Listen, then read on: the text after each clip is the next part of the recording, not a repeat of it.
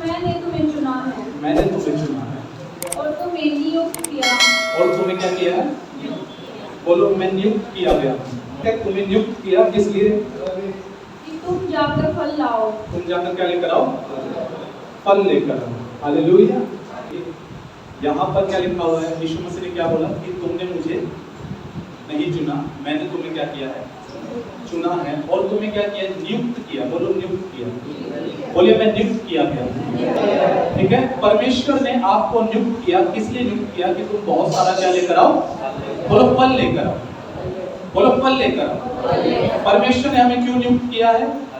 बोलो, फल लाने के लिए, है ना। देखो, मैं आपको एक बात बता दूं, ये जो शब्द है नियुक्त करना, अपॉइंट करना, ये बहुत ही पावरफुल शब्द है, सामर्थ्य शब्द है। कैसे? देखो, सरकारी महकमे में नौकरियां लगती है ना, IAS IPS नियुक्त किए जाते हैं, अपॉइंट किए जाते हैं, है ना। पुलिस महकमे में ऑफिसर्स लगते हैं, पुलिस वाले लगते हैं, वो सरकार की तरफ से क्या होते हैं? नियुक्त होते हैं, अपॉइंट होते हैं। ऐसे ही स्वर्ग से आपको और मुझको नियुक्त किया गया इस धरती के ऊपर, बाइबल ऐसा बताती है, ताकि तुम क्या लेकर आओ? बोलो, फल लेकर आओ। क्या लेकर आए हम? फल लेकर आए। हम किस लिए चुने गए हैं? बोलो, फल लाने के लिए। फल लाने, यानी कि परमेश्वर की मर्जी है कि हम ना केवल आत्मिक उन्नति करें, हम भले चंगे रहें, हम फाइनेंशियली उन्नति करें, हम सामाजिक तरीके से उन्नति करें, हम भावनात्मक तरीके से उन्नति करें, मानसिक तरीके से, हर तरीके से परमेश्वर हमें जो है क्या करना चाहता है? हमें उन्नति देना चाहता है, हमें फलवंत बनाना चाहता है, फ्रूटफुल बनाना चाहता है। हालेलुया। मैं आपको बताता हूँ, मैंने एक दो क्लिनिक पे ऐसा लिखा हुआ देखा है। क्लिनिक पे क्या लिखा रहता है? Holistic healing. होलिस्टिक हीलिंग का मतलब होता है पूर्ण, संपूर्ण चंगाई, मतलब हर तरीके की क्या चंगाई। ठीक है, मैं आपको एक बात बताना चाहता हूँ, हमें परमेश्वर ने नियुक्त इसलिए किया है कि हम क्या लेकर आए? बहुत सा फल लेकर आए। प्यारे मित्रों, मैं आपको एक बात बताना चाहता हूँ, फल लाना हमारी जिम्मेवारी नहीं, ये हमारे लिए बहुत ज्यादा जरूरी है कि हम फल लेकर आए। क्योंकि लोग जो है वो केवल हमारे फलों को देखेंगे। जो किसको देखेंगे? फलों को। वो लगातार हमारे फलों को देखकर ही जो है उनके जीवन में परिवर्तन आएगा। वो इस बात को देखेंगे कि सचमुच में परमेश्वर इसके जीवन में क्या करता है? काम करता है। हालेलुया।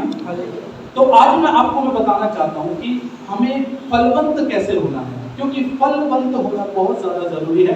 अगर हम फलवंत नहीं होंगे, फ्रूटफुल नहीं होंगे, तो मैं आपको बताना चाहता हूं शेम आएगी। क्या आएगी? शेम मतलब शर्म आएगी। क्या आएगी? शर्म आएगी जो है। लेकिन परमेश्वर नहीं चाहता कि हम शर्माएं, वो चाहता कि हम फल लेकर आए। हालेलुया। बाइबल में ऐसा लिखा हुआ है कि मेरे पिता की महिमा इसी से होती है कि तुम सारा क्या लेकर आओ? बहुत सारा फल लेकर आओ। परमेश्वर का वचन जो है हमें सिद्धांत सिखाता है, हमें सिस्टम बताता है। अगर आपको आत्मिक उन्नति करनी है, आप प्रार्थना कीजिए, संगति कीजिए, वचन में पढ़िए, है ना।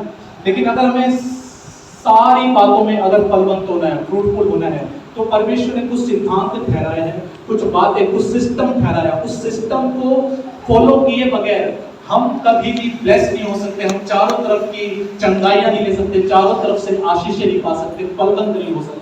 हालेलुया। इसलिए हमें संपूर्ण सिस्टम सीखने, जो बाइबल बताती है, संपूर्ण सिस्टम्स को सीखना बहुत ज्यादा क्या है? जरूरी है जो है। तो मैं आपको एक बात बताना चाहता हूँ, एक खास सिस्टम आपको बताना चाहता हूँ, जिसके विषय में हम बहुत ज्यादा कई बार ढीले होते हैं, कैजुअल होते हैं जो है। और वो सिस्टम है परमेश्वर के भवन का सिस्टम। परमेश्वर के भवन का सिस्टम। आज मैं आपको बताना चाहूंगा कि परमेश्वर के भवन से जुड़ना क्यों जरूरी है और कैसे जुड़ा जाता है, और सही तरीके से कैसे जुड़ा जाता है। क्योंकि कई बार हम आते तो हैं, बट हम कई बार सही तरीके से जुड़े हुए नहीं होते जो है। तो आज हम इन बातों को सीखेंगे जो है। मेरे साथ पढ़ देंगे वचन से उसका 92 अध्याय और उसका 13वां वचन, ध्यान से सुनिएगा। वे यहोवा के भवन में क्या किए जाएंगे? रोपे जाएंगे। क्या किए जाएंगे? यानी कि जब तक आप प्रभु के भवन में सही से रोपे नहीं गए हैं, आप फलवंत होना भूल जाएंगे, फ्रूटफुल होना भूल जाएंगे। सबसे पहले प्रभु के भवन में सही रीति से हम रोपे जाने क्या है? जरूरी है। हालेलुया। पूरा पढ़िए। हाँ जी, यहोवा के भवन में रोपे जाएंगे और क्या करेंगे? परमेश्वर के आंगनों में फूलेंगे और फलेंगे। यानी कि पहला क्रिया क्या है? रोपे जाना। फिर क्या है? फूलना और फलना। फूलना और फलना पहले नहीं है, पहले रोपना है, पहले बोना है जो है। हालेलुया। कहां पर? प्रभु के भवन। हालेलुया।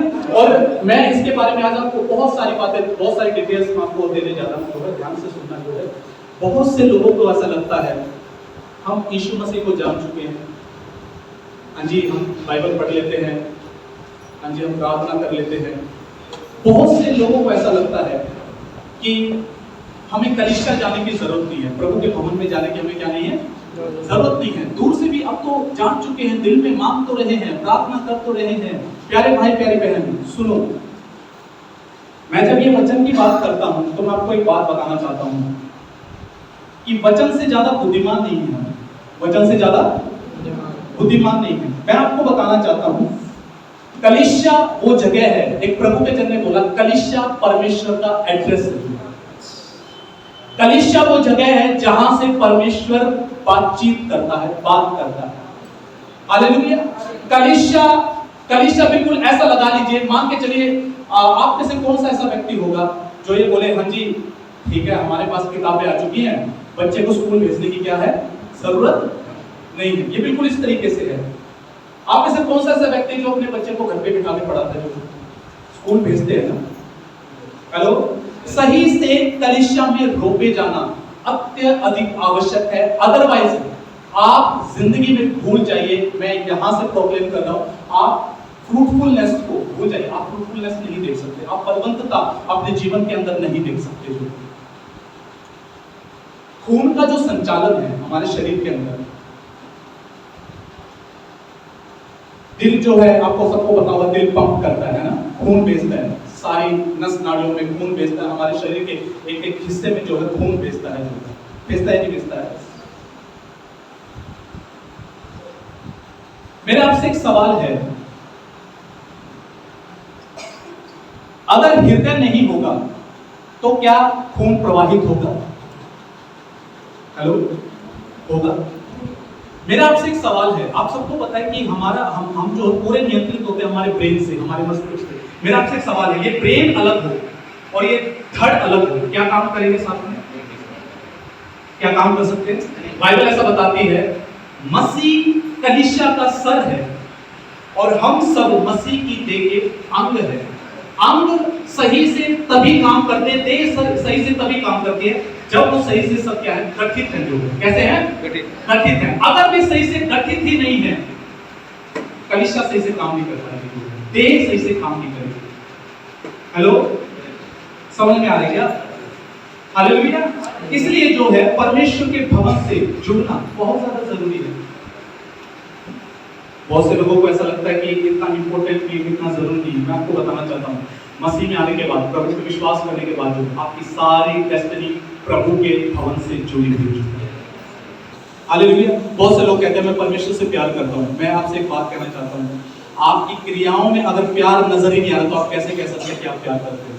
अब मैं आपको एक बात बताता हूँ, जैसे शैतान प्रार्थना करने से रोकता है, जैसे शैतान वचन पढ़ने से रोकता है, ऐसे ही शैतान कलीसिया में आने से भी रोकता है।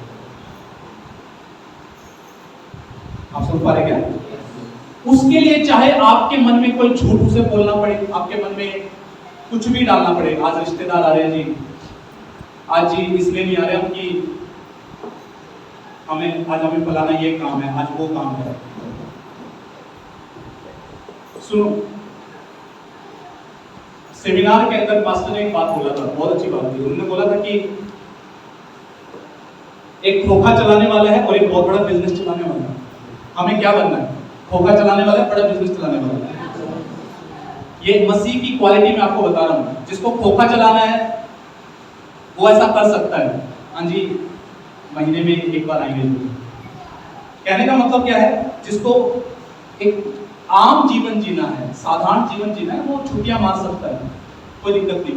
पर जिसको परमेश्वर ने सचमुच में बढ़ना है, पूरे दिल से, पूरे मन से, पूरी लगन से, वो हर संडे अपनी प्रेजेंस देगा। कलीसिया। मैं आपको बताना चाहता हूँ, ध्यान से सुनना। आपको पता है जब किसी की लाइफ में गुनगुनापन आता है ना, आत्मा में जब वो ठंडा पड़ना स्टार्ट होता है, तो ये चिन्ह होते हैं, वो सबसे पहले कलीसिया में आना कम कर देता है। ये चिन्ह है, ये साइन है। जब एक व्यक्ति ठंडा पड़ना स्टार्ट होता है, उसका ऑटोमेटिकली कलीसिया में आने का ज्यादा मन नहीं करता। ये चिन्ह है, जो है साइन है। एक व्यक्ति लगातार अगर संडे एब्सेंट हो रहा है, ये चिन्ह है कि उसके अंदर से परमेश्वर का जो प्रेम है वो बुझ रहा है या खत्म हो रहा है। तो रोके जाने का सही से कैसे रोके जाते हैं? प्यारे भाई प्यारे बहन, हम सही से तब ही रोके जाते हैं जब हम रेगुलर कलीसिया से जुड़े हुए। कैसे जुड़े हुए हैं? रेगुलर। मेरा आपसे एक सवाल है, हम तो देखो सप्ताह में एक बार मिलते हैं। आप प्रेरितों के काम पुस्तक पढ़िए, वे डेली मिलते थे, डेली संगति करते थे। पर हम तो सप्ताह में एक बार मिलते हैं, और उसमें भी हम कई बार इतने कैजुअल होते हैं, हम बहुत इजीली मिस कर देते हैं। बहुत ज्यादा जरूरी है कि ना केवल आप एक कलीसिया ढूंढे, पर एक परिवार ढूंढे। हर सेवकाई के ऊपर, हर कलीसिया के ऊपर, हर प्रभु के जन के ऊपर अभिषेक और अनुग्रह काम करता है। अभिषेक और अनुग्रह काम करता है। आपको पता है वो अभिषेक और अनुग्रह आपकी लाइफ पर कैसे आएगा, कैसे ट्रांसफर होगा? जब आप सही रीति से जुड़ेंगे। आपको पता है सालों साल लोग कई बार कलीसिया आते रहते हैं, जो है, बट कई बार अपने जीवनों में परिवर्तन या बदलाव नहीं देखते। उसका रीजन पता है क्या है? वो सही रीति से जुड़े हुए नहीं होते। हालेलुया। मेरा आपसे एक सवाल है, एक पेड़ को आपने एक पेड़ लगाया, पौधा लगाया, जो है आपने लगाया, आपने उसकी जड़ फैलने नहीं दी, उसको उखाड़ा, अगले दिन किसी और घर में लगा दिया, वहां भी जड़ नहीं फैलने दी, उसको उखाड़ा, तीसरे घर लगा दिया, चौथे घर लगा दिया। मेरा आपसे एक सवाल है, क्या उसके अंदर फल आएंगे? क्या? जब उसको पूरी जड़ ही नहीं मिल रही गहरी, जब तक वो पूरी रीति से रोपा ही नहीं जा रहा, उसके अंदर फल नजर नहीं आएंगे। इसलिए जो है बहुत ज्यादा जरूरी है कि हम परमेश्वर के भवन में दृढ़ता से जुड़े। हालेलुया। हेलो, मैं आपको एक बात बताना चाहता हूँ। आपको पता है छोटी छोटी बातें ना परमेश्वर नोटिस करता है।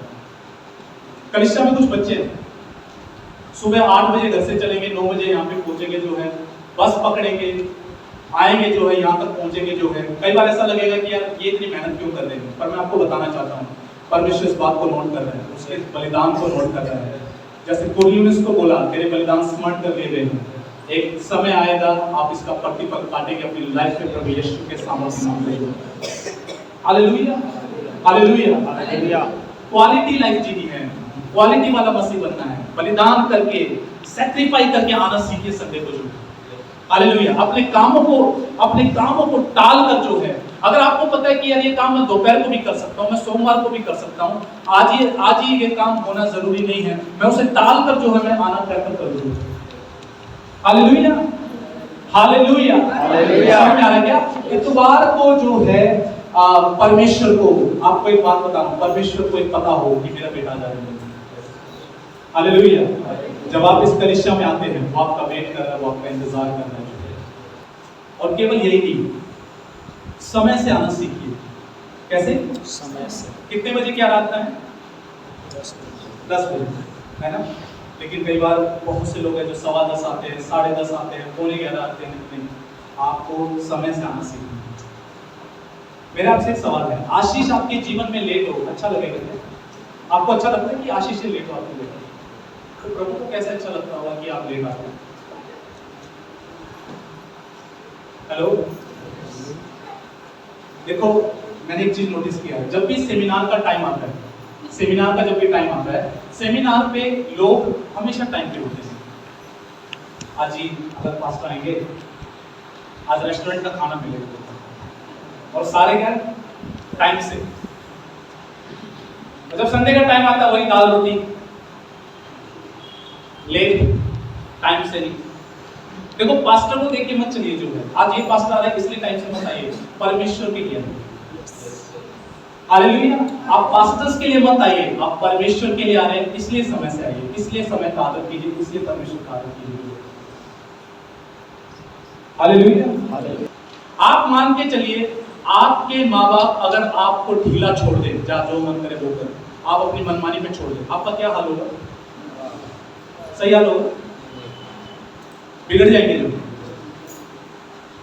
हेलो,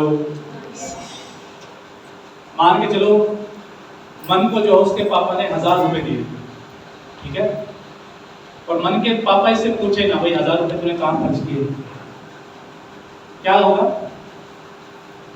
उस टाइम बाद पता लगेगा पापा मैं तो पार्टी करने लाते हैं, अगर उन पैसों का हिसाब किताब नहीं लिया जाएगा। समझ में आ रहा क्या? तो बात समझ में आ रही। यहुन्ना रचित सुसमाचार उसका 17वां अध्याय जब हम पढ़ते हैं, वो सारा चैप्टर अकाउंटेबिलिटी का चैप्टर है।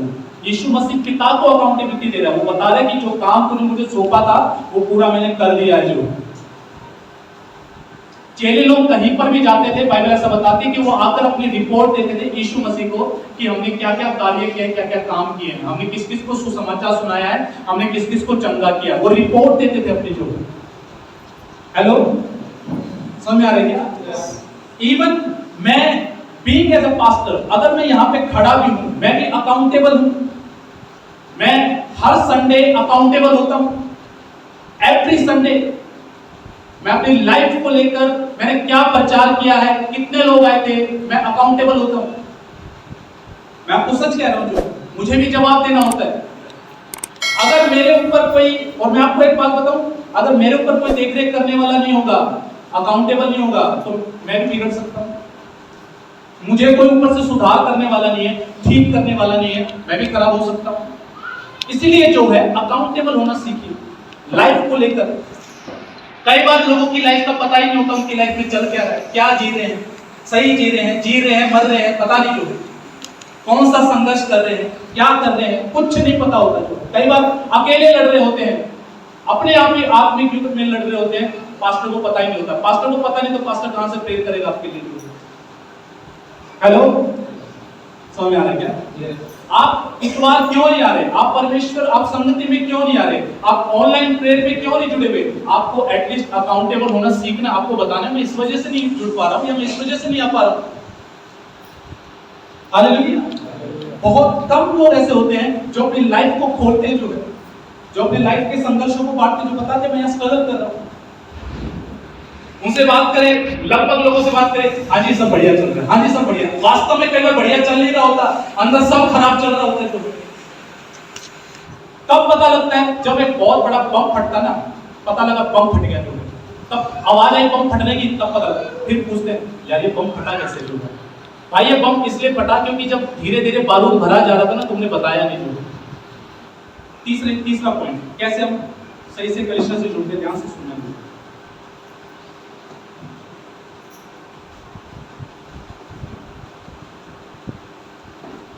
मैंने जब अपने आत्मिक अगुवे से पूछा कि मैं उस अनुग्रह से कैसे कनेक्ट हो सकता हूं जो अनुग्रह आपके ऊपर है, तो उन्होंने एक बात बोला। उन्होंने बोला मेरी शिक्षाओं को सुनकर। कैसे? मेरी शिक्षाओं को सुनकर। सेम ऐसे ही मैं आपको एक बात बताना चाहता हूं, आप कलीसिया के अगुवे के अनुग्रह से, अभिषेक से आप सही से तभी कनेक्ट हो सकते हैं जब आप शिक्षाओं को सुनते हैं। जब शिक्षाएं दी जाती हैं, टीचिंग्स दी जाती हैं, वचन दिया जाता है, उस वचन के पीछे जो है आत्मा काम करता है। कौन काम करता है? आत्मा काम करता है।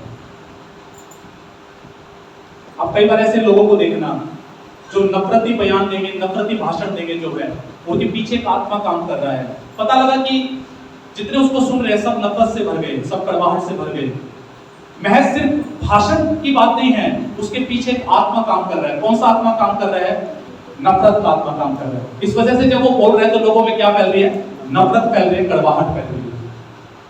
आत्मा काम कर रहा है। हालेलुया।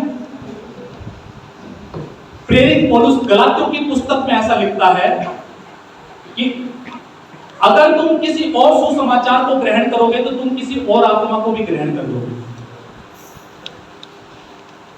समझ आ रहा है क्या? मैं आपको बताना चाहता हूं, जो प्रचार भी चल रहा है, आपको पता है मैंने प्रेयर्स पे बहुत ज्यादा मैंने प्रचार किए हैं। प्रार्थना की आत्मा मेरे ऊपर है। मैं प्रेयर्स इसलिए ज्यादा कर पाता हूं क्योंकि प्रेइंग स्पिरिट मेरे ऊपर है। जो है जब मैं प्रार्थना पे प्रचार करता हूं तो ऑटोमेटिकली जो है लोगों के प्रेयर लाइफ डेवलप होने, बनने स्टार्ट हो जाता है। उसका रीजन क्या है? क्योंकि वो स्पिरिट को कैच कर रहे होते हैं, जो स्पिरिट को ग्रहण कर रहे होते हैं। हालेलुया। संदेशों के पीछे आत्मा काम करता है। याद रखिएगा, अगर आप संदेश सुनते नहीं हैं तो आप आत्मा को भी रिसीव नहीं करेंगे, ग्रहण नहीं करेंगे। दूसरी बात, ध्यान से सुनना, 10 प्रकार की शिक्षाएं सुनना। आज मैं YouTube पे आज इसको सुन रहा हूं, आज मैं इसको सुन रहा हूं, आज मैं इसको सुन रहा हूं। आप सबसे ज्यादा कंफ्यूज व्यक्ति हो जाएंगे। जो कई बार हमारे अंदर पता क्या होता है, हमारे साथ क्या होता है, सब एक ही तो है, इसको सुन लिया, इसको सुन लिया, नहीं। कई बार शिक्षाएं एक नहीं होती। अभी हमारी बेटी है कि माया है, जो छोटी है, उसके हाथ में जो आ जाए ना उसे मुंह में डालने की कोशिश करती है। शर्ट हाथ में आ जाएगी, शर्ट को मुंह में ले जाने की कोशिश करेगी। मैं उसको पकड़ता हूँ, वो मेरी उंगली को पकड़ के अपने मुंह में लेके जाने लग जाती है। तो अभी वो बच्ची है, हमें रोकना पड़ता है बार बार, बेटा ये नहीं लेना, बेटा ये नहीं लेना, बार बार उसको मना करना पड़ता है। सेम ऐसे ही है, कलीसिया में अगुवे को बार बार मना करना पड़ता है, सिखाना पड़ता है, ताकि आप कुछ भी गलत अपने अंदर डाइजेस्ट ना कर लें, अंदर ना ले जाए कुछ भी गलत बात। इसीलिए जो है सही रीति से जुड़ने का मतलब क्या है, आप जिस कलीसिया में रोपे गए हैं वहां की शिक्षाओं को ग्रहण करें और उसे लागू करें। हालेलुया। अगर आप हर प्रकार की शिक्षाओं को ग्रहण करेंगे, अंदर डालेंगे, मैं आपको बताना चाहता हूं, उसमें कभी कभी जो है ना आप कांटे भी उगा लेंगे। कई बार लोग सोचते हैं जी एक प्रचार कई बार हो गया, बार बार हो गया। सुनो, परमेश्वर का वचन हमेशा नया है। परमेश्वर के वचन को ऐसा मत देखिए, इतने परिचित मत होइए परमेश्वर के वचन से कि आप 10वीं बार जब आप सुने तो आपको लगे तो मैं सुन चुका, ये तो मुझे आता है। हेलो, अगर वो आपकी लाइफ में अभी तक लागू नहीं हुआ तो अभी तक आया नहीं, जैसा आना चाहिए था अभी तक वो वैसा आया नहीं। अगर घोषणाओं पे बार बार प्रचार होता है और अगर घोषणा करने का रूटीन नहीं बना है तो इसका मतलब घोषणाओं की महत्वता समझ में नहीं है। अगर विश्वास पे बार बार प्रचार होता है और विश्वास अगर करना ही नहीं आया, अभी तक जीना ही नहीं आया है, तो इसका मतलब आप पे बार बार विश्वास के बारे में प्रचार करने की जरूरत है। कई बार लोग क्या सोचते हैं, हाँ जी वही दाल रोटी मिलेगी जो है। हेलो, डेली पनीर नहीं खाया जाता, दाल रोटी ही डेली खा सकते हैं जो है। अगर एक वचन बार बार प्रचार हो रहा है तो वो इसलिए प्रचार हो रहा है ताकि वो आपके जीवन में फल लेकर आ सके, आपको समझ में आ जाए। कई बार ऐसा होता है, हमें बातें कई बार एक बार समझ में नहीं आती, 2 बार नहीं आती, कई बार 10वीं बार समझ में आ जाती है, कई बार 11वीं बार समझ में आ जाती है, और पता नहीं 12वीं बार जब हम सुन ले, क्या पता हमारा जीवन ही परिवर्तित हो जाए, बदल जाए जो है। हालेलुया। इसलिए जो है कैसे सही से हम कलीसिया से जुड़े हुए हैं, कैसे हमें पता है कि हम रोपे गए हैं सही से। शिक्षाओं को कैच कीजिए, शिक्षाओं को अपनाइए। सेमिनार में पास्टर ने एक बात बोला था, वो गजब बात थी जो है। उन्होंने बोला कि परमेश्वर के नबियों की जो है प्रतीति करो, विश्वास करो तो तुम सफल हो जाओगे। आज बड़ी दिक्कत है कि लोगों को ना पास्टर पे विश्वास नहीं होता, डाउट्स की नजर से देखते हैं। उनको कुछ बोला जाए, कुछ इंस्ट्रक्शन दिया जाए, मानते नहीं है। कई बार सोचते हैं बीच का रास्ता निकाल दो जी, कोई ऐसा रास्ता बता दो जो आसान हो। हेलो, मान के चलो परमेश्वर जो आपको इंस्ट्रक्शन दे रहा है और वही आसान हो, वही आपके फायदेमंद हो। मैं कई बार लोगों को एक बात बोलता हूं, मैं कहता हूं अगर जो शिक्षाएं आपको संडे मिल रही हैं, अगर इन्हीं को अप्लाई करके अपनी लाइफ में बढ़ोगे ना, आने वाले 2-3 साल में आपकी जिंदगियां कहां से कहां होगी आपको नहीं पता होगा। अगर सिर्फ और सिर्फ जो आपको सिखाया जा रहा है उसी को ग्रहण करके उस पर चलने लग जाओ तो आप अपनी लाइफ में ट्रांसफॉर्मेशन देखोगे, बदलाव देखोगे, फलवंत होगे। आपको फलवंत होने से कोई नहीं रोक सकता। हालेलुया। पर हमारे साथ दिक्कत क्या है, हमारे साथ दिक्कत क्या है, कई बार हमारे साथ दिक्कत ये है, हम पता नहीं सुनना क्या चाहते हैं। शायद ये वाली टीचिंग सुनूंगा तो ये कुछ नया बताएगा, ये कुछ अलग बताएगा। आप तकरीबन देख लो जितने भी प्रचारक आए हैं, क्या उन्होंने उससे अलग बताया जो मैंने ना बताया? ऐसी कोई बात है? तकरीबन नहीं। मैंने सारी की सारी बातें को सिखा रखी ऑलरेडी, जो बाहर से आके सिखाते लोग। अगर आप कलीसिया की शिक्षाओं से सही से जुड़े नहीं हुए हैं तो कैसे पता लगेगा आप सही से रोके गए हैं, सही से पढ़ रहे हैं? शिक्षाएं सुनना बहुत जरूरी है, वचन सुनना बहुत जरूरी है। वचन ही आपको बनाएगा, वचन ही आपको सुधारेगा, वचन ही आपको संवारेगा। मान के चलो मैंने कभी प्रार्थना पे सिखाया ही नहीं होता, क्या आप प्रार्थना करना सीख लें? हेलो, ये है सही तरीके से चुनना। मैं आपको बता रहा हूँ, आपको जो मैंने प्रैक्टिकली देखा है कलीसिया के अंदर जो लोग सचमुच में इंस्ट्रक्शन को मानते हैं। वैसे मानने वाले बहुत कम, मैं आपको बता रहा हूँ, हकीकत बात ये 100 में से कोई एक होगा तो मान लेगा, अदरवाइज सारे के सारे को कोई मानता नहीं है। अगर आप सही में इंस्ट्रक्शन फॉलो करें, सही में शिक्षाओं को सही से फॉलो करें तो आप बढ़ेंगे, बलवंत होंगे।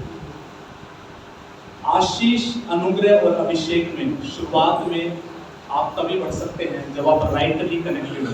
मैं आपको एक बात बताता हूँ, सुनो ध्यान से। मान के चलो सोनू आया, कलीसिया में नया व्यक्ति आया, इसने प्रभु का वचन सुना। मान के चलो मैंने एक दिन मान के चलो मैंने विश्वास का प्रचार किया और उसने बहुत आदर के साथ इसने विश्वास को ग्रहण कर लिया, क्योंकि इसने सचमुच में उस विश्वास के वचन को सुना, ग्रहण किया, ये फल लेकर आने लग गया। इसके जीवन में वो अनुग्रह क्या हो गया, ट्रांसफर हो गया, वो अभिषेक ट्रांसफर हो गया, ये काम कर पा रहा है, उस चीज पे बढ़ पा रहा है। अब मान के चलो ये जैसा पहले चल रहा था वैसा नहीं चल रहा, कभी आ रहा है, कभी एब्सेंट है, कभी अकाउंटेबल है, कभी नहीं है, अपनी मनमानी में आ गया जो है, ऑटोमेटिकली क्या होगा, अनुग्रह से डिस्कनेक्ट, अभिषेक से डिस्कनेक्ट। मैं आपको प्रैक्टिकल बता रहा हूँ, अनुभव की भी बात बता रहा हूँ, लोगों से सुनी भी बात बता रहा हूँ, जिन्होंने अपने अनुभव किए, जो मैंने अनुभव किया, मैं वो बात आपको बता रहा हूँ। हेलो, लोग जानते हैं। हालेलुया। और कैसे हम परमेश्वर के भवन से सही से कनेक्ट हैं, कैसे पता लगता है हम सही से कनेक्ट हैं? प्यारे मित्रों, 2 अप्रैल को सेमिनार में हमने क्या सीखा? बोलो, मेरी कलीसिया मेरी जिम्मेवारी। मेरी कलीसिया मेरी जिम्मेवारी। बोले मेरी कलीसिया मेरी कलीसिया मेरी जिम्मेवारी। मेरी जिम्मेवारी। पहले लोग सोचते हैं पास्टर की जिम्मेवारी, नहीं, आप मसीह की देह के अंग हैं, एक व्यक्ति की जिम्मेवारी है। कलीसिया के विषय में सोचना, कलीसिया के फाइनेंस के बारे में सोचना, कलीसिया की जमीन के विषय में सोचना, एक व्यक्ति की जिम्मेवारी है। तो कैसे पता लगेगा कि आप सचमुच में फैमिली है, परिवार है, अगर आप इन विषयों पे सोचते ना, आप इसमें कुछ करने की ना सोचते? तो कैसे हम परमेश्वर के भवन में लगातार जुड़े रहते हैं? अपनी प्रेजेंस को दिखाते। कैसे? पॉइंट नंबर 2 और क्या बताया था? अकाउंटेबिलिटी के द्वारा, है ना, जवाबदेह होने के द्वारा। तीसरा, कलीसिया की शिक्षाओं से कनेक्ट होके जो है, इंस्ट्रक्शन से कनेक्ट होके जो है, परमेश्वर के भवन के बारे में सोचकर, परमेश्वर के भवन के विषय में हमारी चिंता हो जो है, हमारे अंदर होना चाहिए। हेलो, समझ में आ रहा है क्या? और एक और पॉइंट मैं आपको बताता हूँ, कई बार लोग जो है ना एक दूसरे से कनेक्ट नहीं होते। मैं अक्सर देखता हूँ बहुत कम लोग ऐसे होते हैं जो एक दूसरे से कनेक्ट होते हैं। हालेलुया। जब हम इसे परिवार बोल रहे हैं, जब हम कह रहे हैं फैमिली है, जब ये परिवार है, तो एक ऐसी फैमिली है कि लोग एक दूसरे से बात ही ना करते। बहुत से लोग ऐसे होते हैं सालों साल कलीसिया आते रहते हैं, साइड में जो बैठा हुआ है उसका नाम क्या, नाम तक नहीं पता होता, उसकी समस्या क्या है, समस्या तक नहीं पता होती कि क्या प्रॉब्लम लेकर आया अपनी, ये कहाँ पे परेशान है, कहाँ पे दुखी है। कई बार हम नहीं सोचते कि हम सामने वाले के लिए दुआ करें, प्रार्थना करें, उसके लिए प्रेयर करें, जो कई बार हम नहीं सोचते। कैसे पता लगेगा मैं सचमुच में कलीसिया से कनेक्ट हूँ? जब मैं अपने लोगों से कनेक्ट हूँ। लोग कहते हैं जी हमारे पास संगति नहीं है, हम अकेले हैं। हेलो, आप अकेले इसलिए क्योंकि आपने संगति पकड़ी नहीं है। मैं और बताऊंगा कि ऐसी कौन सी बातें हैं जो हमें अनुग्रह और अभिषेक से डिस्कनेक्ट कर देती है, कलीसिया से डिस्कनेक्ट कर देती है। ध्यान से सुनना। पॉइंट नंबर 2, ठोकरे खाना। क्या खाना? यानी कि किसी से चोटिल हो जाना। जब हम कलीसिया में आ रहे हैं, अधिकतर लोग कलीसिया से डिस्कनेक्ट क्यों होते हैं? ठोकर खाने की वजह से। किस वजह से? या चोट खाने की वजह से, ठोकर खाने की वजह से। प्यारे भाई, प्यारी बहन, ध्यान से सुनना। शैतान ऐसे विचार लेकर आएगा आपके मन में, आपको लगेगा कि मुझसे कोई प्यार नहीं करता, मेरी कोई परवाह नहीं है। आपके मन में गलत बीज बोने की कोशिश करेगा शैतान जो। आपको किसी का बुरा लग गया, मान के चलो चाय डिस्ट्रीब्यूशन होता है, चाय बांटी जाती है, जो है आपको चाय देना भूल गए, जो है आप इसी से ठोकर खा गए, जो है मैं नहीं आऊंगा। हेलो, शैतान की चाल है आपको कलीसिया से डिस्कनेक्ट कर देना। कितने लोग समझ पा इस बात को? कई बार लोग इसलिए डिस्कनेक्ट हो जाते हैं, हाँ जी पास्टर ने सबके लिए प्रेयर की, हमारे लिए प्रार्थना नहीं की। कई बार लोग इसलिए डिस्कनेक्ट हो जाते हैं। और मैंने कई बार एक बात बताई है, एक पास्टर ने ऐसे गवाही दी, उनकी कलीसिया में एक आंटी आती थी और उस आंटी ने जो है अचानक से आना बंद कर दिया। 2 संडे 3 संडे वो आई थी, जो है तो उन्होंने किसी को बोला कि आप पूछना कि वो आंटी क्यों नहीं आती, जो है उन आंटी ने ना आने का कारण बताया, बोले कि पास्टर ने जब लास्ट में प्रेयर की तो सबके लिए प्रेयर की, मेरे लिए प्रेयर नहीं की, इसलिए मैं नहीं आती। पास्टर भी भूल सकता है, पास्टर भी इंसान है। हेलो, पास्टर भी इंसान है। हालांकि उन पास्टर ने ये बोल दिया था प्रार्थना में, हे परमेश्वर अगर किसी के लिए प्रार्थना करनी रह गई हो तो क्षमा करना, उसके भी विषय को तो पूरा करना। बट उस बहन का नाम नहीं लिया, इसलिए उसने आना बंद कर दिया। अनुग्रह और अभिषेक से कट जाते हैं ऐसे जो आशीषित परमेश्वर हमारी लाइफ में कलीसिया के द्वारा ट्रांसफर करना चाहता है। हम कई बार ऐसे डिस्कनेक्ट हो जाते हैं, छोटी छोटी बातों को दिल से लगा लेते हैं। हालेलुया। समझ में आ रहा है कितनों को पास करना है? मैंने लाइव ऐसा देखा हुआ है, लाइव मैं आपको बता रहा हूँ। लाइव मतलब मैं जानता हूँ ऐसे लोगों को जो मेरे से भी पुराने लोग जो है प्रभु में, एक भाई जो है कलीसिया जाना बंद कर दिया, सिर्फ इसलिए उसको कुछ बातें अच्छी नहीं लगी। अच्छा मजबूत से 2.5 घंटे प्रेयर करता था, वचन में समय बिताता था, वचन की शिक्षा देता था, जो है कुछ एक बात उसे बुरी लगी, जो है उसने कलीसिया जाना बंद कर दिया। उसने डिसाइड किया कि जिंदगी में कहीं नहीं जाऊंगा। 8-10 साल हो गए कहीं नहीं जाता, जो है ठंडा पड़ा है, सूखा पड़ा बिल्कुल, जो है लाइफ सूखी है। आज तक शादी नहीं हुई, जो है पता नहीं कितने 36-37 साल हो गया होगा। कोई जॉब में स्ट्रगल कर रहा है, हर चीज में कितने साल हो गए उसको प्रभु में, पर जीवन के क्षेत्र में आज भी स्ट्रगल कर रहा है। रीजन सही से कलीसिया में रोपा नहीं गया। लोगों के स्ट्रगल, लोगों के अंदर स्टेबिलिटी मैंने देखा है, स्थिरता नहीं बन पाती।